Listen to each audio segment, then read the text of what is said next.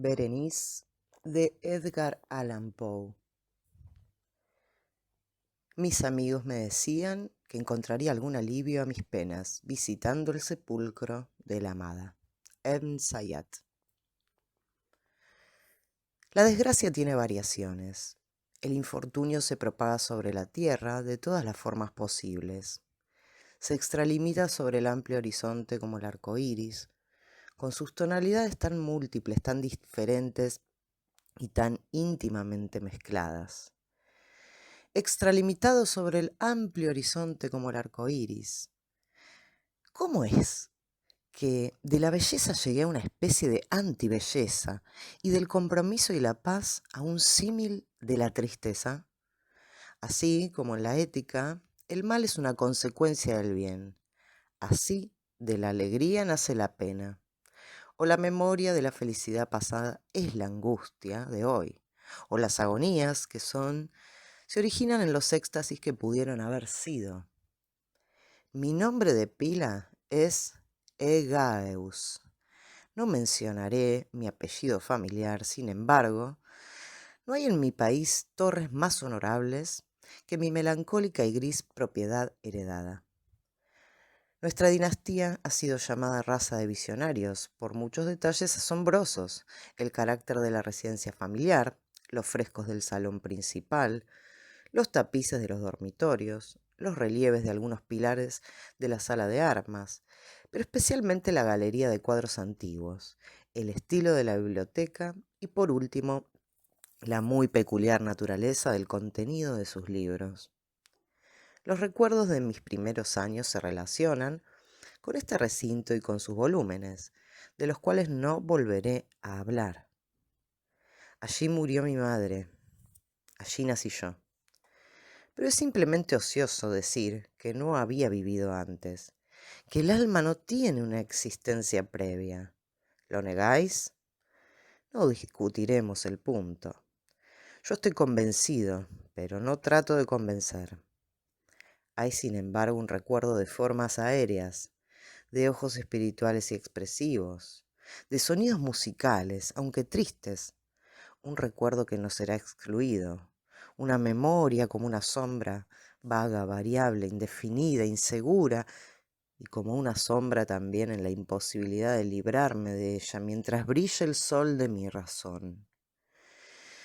En ese recinto nací, al despertar de improviso de la larga noche, de eso que parecía sin serlo, la no existencia, a regiones de hadas, a un palacio de imaginación, a los extraños dominios del pensamiento y la erudición monásticos, no es raro que mirara a mi alrededor con ojos asombrados y ardientes, que malgastara mi infancia entre libros y disipara mi juventud en ensoñaciones. Pero sí es raro que transcurrieran los años y el cenit de la virilidad me encontrara todavía en la mansión de mis padres. Sí, es asombrosa la paralización que subyugó las fuentes de mi vida. Asombroso el cambio total que se produjo en mis pensamientos más comunes. Las realidades terrenales me afectaban como visiones, y sólo como visiones, mientras las extrañas ideas iban del mundo, de los sueños, se tornaron, en cambio, no en pasto de mi existencia cotidiana, sino realmente en mi sola y entera existencia. Berenice y yo éramos primos y crecimos juntos en la propiedad paterna, pero crecimos de distinta manera. Yo enfermizo, encerrado en la pena. Ella, ágil, graciosa, desbordante de fuerza. Eran suyos los paseos por la colina, eran míos los estudios del claustro. Yo viviendo encerrado en mí mismo y entregado en cuerpo y alma a la intensa y ardua meditación.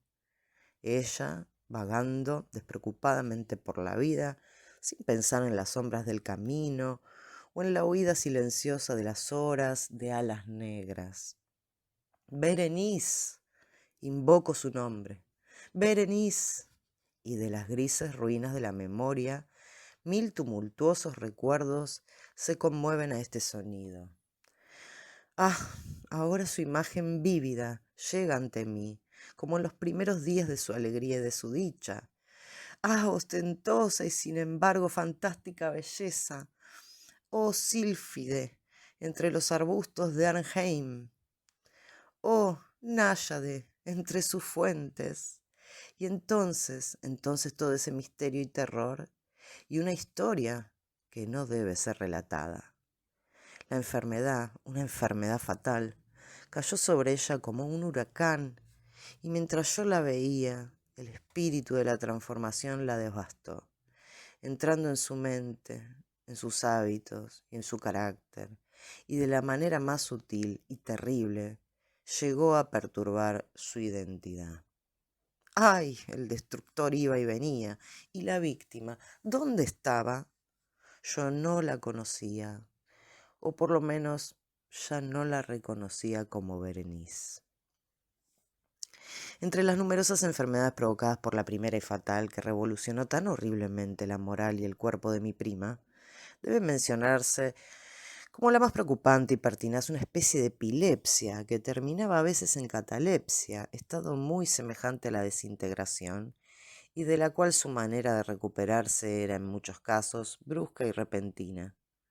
Entretanto, mi propia enfermedad, pues me han dicho que no debo darle otro nombre, mi propia enfermedad, digo, crecía rápidamente, asumiendo por último un carácter monomaníaco, de una especie nueva y extraordinaria que ganaba cada vez más fuerza, y al fin obtuvo sobre mí una incomprensible influencia.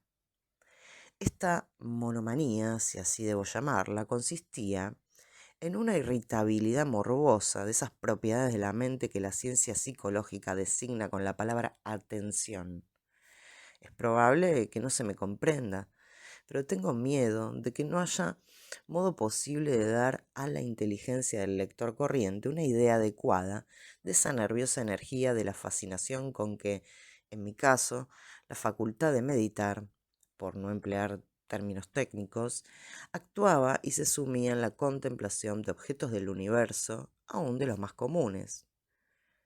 Reflexionar incansablemente durante largas horas, con la atención clavada en alguna nota trivial, al margen de un libro o en su tipografía, pasar la mayor parte de un día de verano absorto en una sombra rara que caía oblicuamente sobre el tapiz o sobre la puerta, perderme durante toda una noche en la observación de la llama tranquila de una lámpara o las chispas del fuego, soñar días enteros con el perfume de una flor, repetir monótonamente alguna palabra común hasta que el sonido, por obra de la frecuente repetición, dejaba de suscitar idea alguna en la mente, perder todo sentido de movimiento de existencia física gracias a una absoluta y obstinada quietud, largo tiempo prolongada.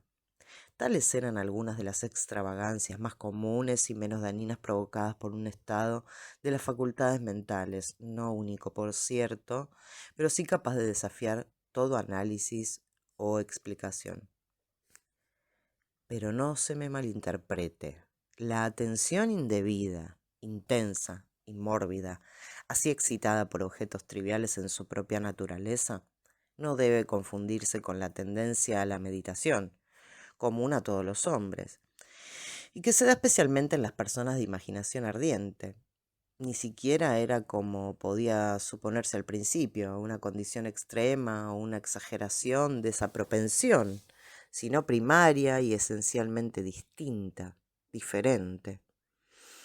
En un caso, el soñador o entusiasta interesado en un objeto generalmente no es frívolo, lo pierde de vista poco a poco en una multitud de deducciones y sugerencias que de él proceden, hasta que al final de un ensueño colmado a menudo de voluptuosidad, el incitamentum o primera causa de sus meditaciones desaparece en un completo olvido. En mi caso, el objeto primario era invariablemente trivial, aunque asumiera a través del intermedio de mi visión perturbada una importancia refleja y real. Pocas deducciones, si es que aparecía alguna, surgían y esas pocas retornaban tercamente al objeto original como a su centro. Las meditaciones nunca eran placenteras, y al cabo del sueño la primera causa, lejos de estar fuera de vista, había alcanzado ese interés sobrenaturalmente exagerado que constituía el rasgo dominante del mal. En una palabra, las capacidades de la mente más ejercidas en mi caso eran, como lo he dicho antes, las de la atención, mientras que en el soñador son las de la especulación.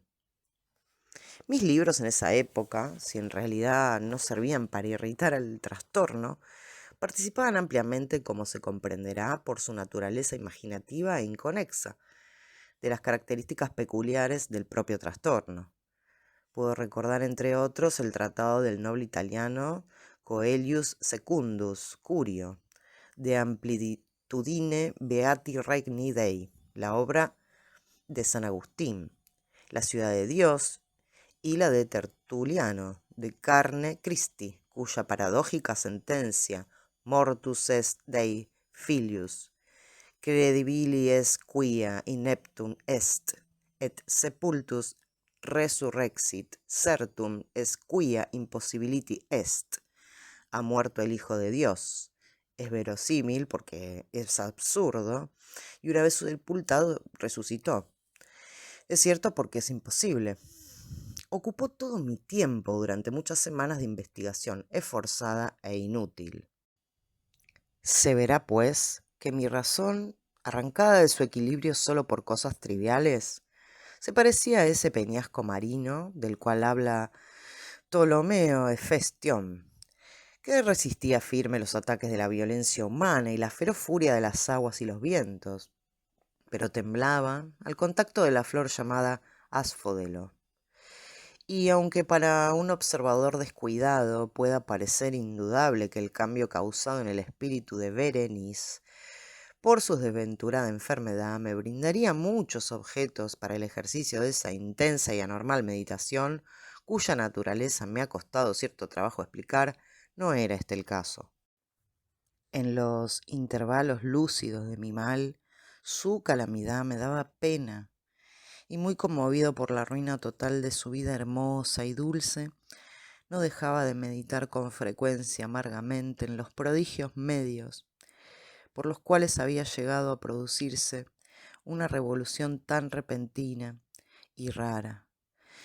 Pero estas reflexiones no pertenecían a la índole de mi enfermedad y eran parecidas a las que en similares circunstancias podían presentarse en el común de los hombres.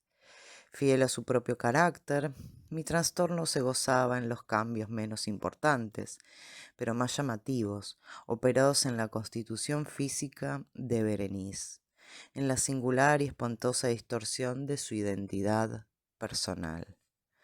En los días más brillantes de su inigualable belleza, seguramente no la amé. En la extraña anomalía de mi existencia, mis sentimientos nunca venían del corazón y las pasiones siempre venían de la mente. A través del alba gris, en las sombras entrelazadas del bosque al mediodía y en el silencio de mi biblioteca por la noche, su imagen había flotado ante mis ojos y yo la había visto, no como una Berenice viva, palpitante, sino como la Berenice de un sueño. No como un habitante de la tierra, sino como su abstracción, no para admirar, sino para analizar, no como un objeto de amor, sino como el tema de una especulación tan esotérica como inconexa. Y ahora temblaba en su presencia y palidecía cuando se acercaba. Sin embargo, lamentando amargamente su decadencia y su ruina, recordé que me había amado largo tiempo y, en un mal momento, le pedí matrimonio. Se acercaba la fecha de nuestra boda, cuando una tarde de invierno, en uno de esos días inesperadamente cálidos, serenos y brumosos, que son la nodriza de la hermosa Alción, me senté, creyéndome solo, en el gabinete interior de la biblioteca, pero levantando los ojos, vi ante mí a Berenice. ¿Fue mi imaginación estimulada? ¿La influencia de la atmósfera nebulosa? ¿La luz precaria, crepuscular del cuarto o los vestidos grises que envolvían su figura, los que le dieron un contorno tan vacilante e indefinido? No sabría decirlo. No dijo una palabra y yo por nada del mundo hubiera sido capaz de pronunciar una sílaba. Un escalofrío helado recorrió mi cuerpo, me oprimió una sensación de intolerable ansiedad. Una curiosidad devoradora invadió mi alma y reclinándome en el asiento me quedé un instante sin respirar, inmóvil, con los ojos clavados en ella. ¡Ay, su delgadez era excesiva! Ni un vestigio del ser primitivo asomaba en una sola línea de su cuerpo. Mi apasionada mirada cayó, por fin, en su cara.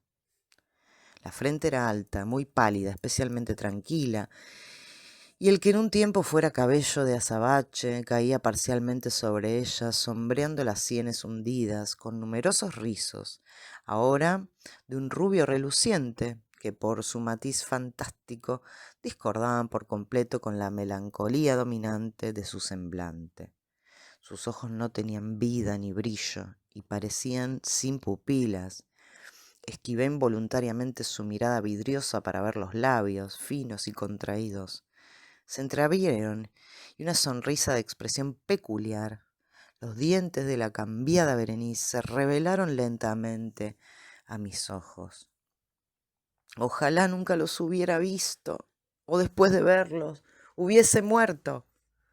El golpe de una puerta al cerrarse me distrajo, y alzando la vista vi que mi prima había salido del cuarto. Pero del desorden de mi mente, ¡ay! No había salido ni se apartaría el blanco y horrible espectro de los dientes. Ni un punto en su superficie, ni una sombra en el esmalte, ni una meleadura en el borde hubo en esa pasajera sonrisa que no se grabara a fuego en mi memoria. Los vi con más claridad que antes.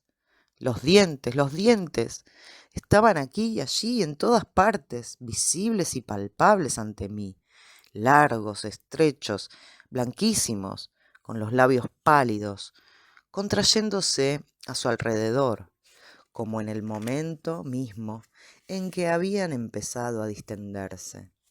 Entonces sobrevino toda la furia de mi monomanía y luché en vano contra su extraña e irresistible influencia. Entre los múltiples objetos del mundo exterior no tenía pensamientos sino para los dientes. Los ansiaba con un deseo frenético. Todos los otros asuntos y todos los diferentes intereses se absorbieron en una sola contemplación.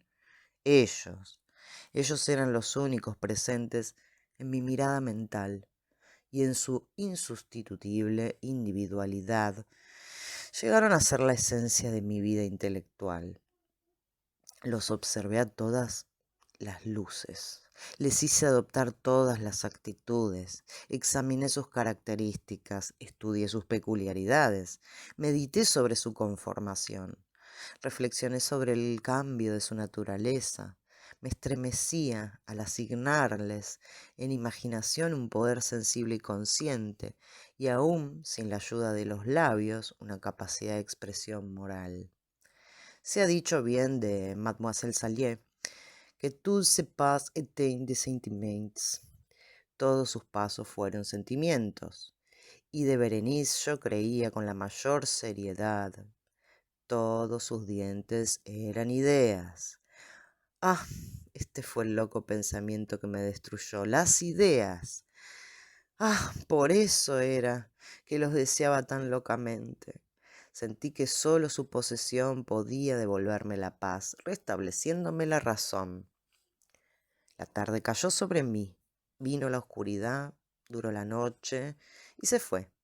Y amaneció el nuevo día y las brumas de una segunda noche se acumularon y yo seguía inmóvil, sentado en aquel cuarto solitario, y seguí hundido en la meditación, y el fantasma de los dientes mantenía su terrible autoridad como si, con la claridad más viva y aterradora, flotara entre las cambiantes luces y sombras del recinto. Al fin irrumpió en mis sueños un grito como de horror y desconsuelo, y luego, tras una pausa, el sonido de voces trastornadas mezcladas con lamentos sordos de dolor y pena. Me levanté del asiento y abriendo de par en par una de las puertas de la biblioteca, vi en la antecámara a una criada deshecha en lágrimas, quien me dijo que Berenice ya no existía. Había tenido un acceso de epilepsia por la mañana temprano y ahora al caer la noche su tumba estaba dispuesta para que la ocupe y ya estaban terminados los preparativos del entierro. Me encontré otra vez solo, sentado en la biblioteca. Me parecía que acababa de despertar de un sueño confuso y emocionante. Sabía que era medianoche y que desde la Puerta del Sol Berenice estaba enterrada, pero del melancólico periodo intermedio no tenía conocimiento real, o por lo menos definido. Sin embargo, su recuerdo estaba repleto de horror, horror más horrible por lo vago, terror más terrible por su ambigüedad. Era una página atroz en la historia de mi existencia, escrita toda con recuerdos oscuros, espantosos, confusos. Luché para descifrarlos, pero fue en vano. Mientras una y otra vez, como el espíritu de un sonido ausente, un agudo y penetrante grito de mujer parecía sonar en mis oídos. Yo había hecho algo. ¿Qué era? Me lo pregunté a mí mismo en voz alta y los susurrantes ecos del aposento me respondieron. ¿Qué era? En la mesa, a mi lado, ardía una lámpara y había junto a ella una cajita. No tenía nada de notable y la había visto a menudo, pues era propiedad del médico de la familia. Pero, ¿cómo había llegado allí, a mi mesa? ¿Y por qué me estremecí al mirarla? Eran cosas que no merecían ser tenidas en cuenta, y mis ojos cayeron, al fin, en las abiertas páginas de un libro, y en una frase subrayaba. Decíanme los amigos que encontraría algún alivio a mi dolor visitando la tumba de la amada. ¿Por qué? Pues, al leerlas, se me erizaron los cabellos y la sangre se congeló en mis venas. Entonces, sonó un ligero golpe en la puerta de la biblioteca. Pálido como un habitante de la tumba, entró un criado de puntillas. Había en sus ojos un violento terror y me habló con voz trémula, ronca, ahogada. ¿Qué dijo? Oí algunas frases entrecortadas. Hablaba de un salvaje grito que había turbado el silencio de la noche, de la servidumbre reunida para buscar el origen del sonido, y su voz cobró un tono espeluznante, nítido, cuando me habló susurrando de una tumba violada, de un cadáver desfigurado, sin mortaja, y que aún respiraba, aún palpitaba, aún vivía. Señaló mi ropa, estaba embarrada y ensangrentada. No dije nada. Me tomó suavemente la mano. Tenía manchas de uñas humanas. Dirigió mi atención a un objeto que había contra la pared. Lo observé durante unos minutos. Era una pala. Con un grito salté hasta la mesa y me apoderé de la caja, pero no pude abrirla. Y en mi temblor se deslizó de mi mano. Cayó pesadamente y se hizo añicos, y de entre ellos, entrechocándose, rodaron algunos instrumentos de cirugía dental, mezclados con 32 objetos de marfil, pequeños, blancos, que se desparramaron por el suelo.